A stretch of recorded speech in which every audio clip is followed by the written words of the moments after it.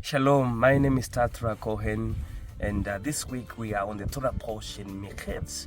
Miketz is one of those very interesting, conclusion of the story, where we have been tracking this wonderful man, Joseph, or Yosef in Hebrew.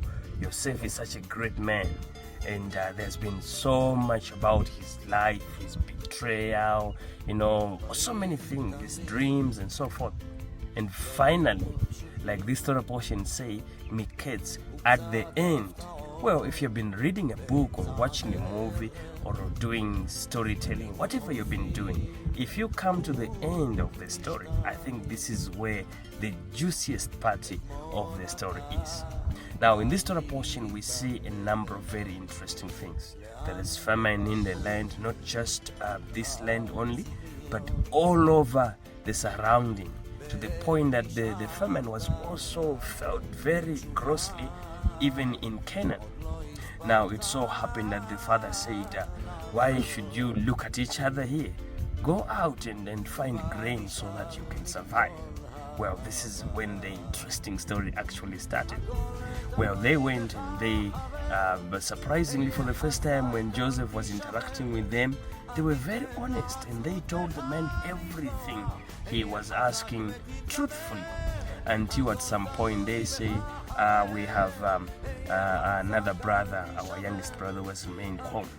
And when they returned home, this was now a different picture because Joseph was trying so hard to, interrogate them and in order to get, but surprisingly, he would also cry. He would go in his own closet, in his own confinement. He would cry because of how much he loved his brethren and so forth.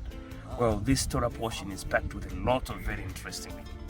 But today I want to focus mainly on what I consider the most interesting part, or the biggest lesson for me, actually, in my opinion, when the brothers now were told that, so that I want to see you are not spies. So this is how I will know.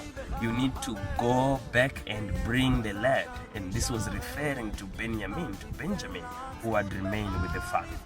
Well, and he said, I will take hold of one of you so that I have your surety that you come back. And he remained with Simeon. Now, when the men went back, when these, the rest of fathers, the tribe leaders went back, the brothers of Joseph, when they went back to their father, they told him what had happened. And he said, why did you tell the man that you have another brother?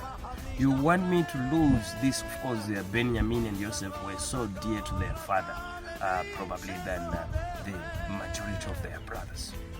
Well, he said, why did you tell the man? And they said, we had to be truthful because the man was now considering us spies. And we could see now something very interesting.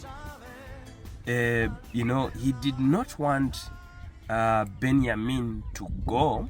In other words, he did not want to let go of Benjamin. He was afraid of losing Benjamin. And this is my message to you today.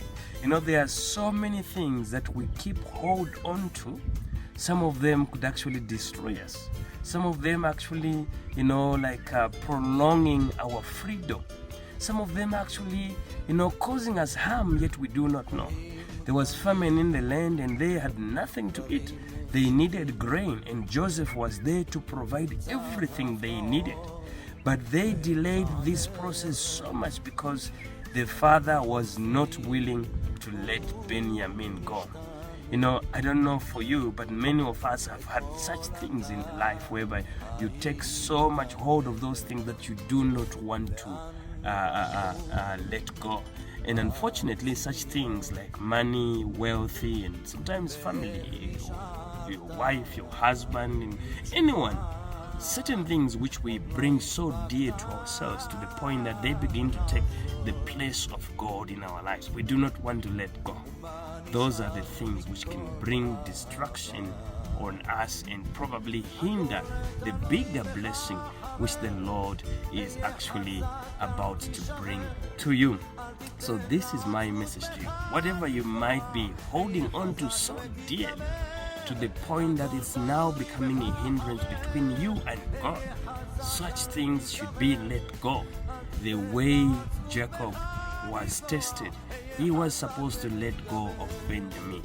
And when he did, surprisingly, he was told that not only are you receiving Benjamin back, but even Joseph, whom you thought you had lost, is here.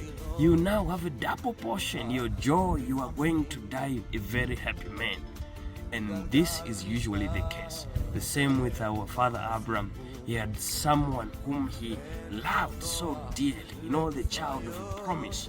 But God said, bring him to me. You should give him to me. But surprisingly for Father Abraham, he was a great man of faith. He never wanted to withhold anything from God. When God asked him for Isaac, he was willing to give Isaac. And that's what differentiates Abraham from the rest of the patriarchs. Shabbat Shalom and thank you. And since we are in the period of Hanukkah, I say Chag Sameach to all of us. Shabbat Shalom, Lehitraot.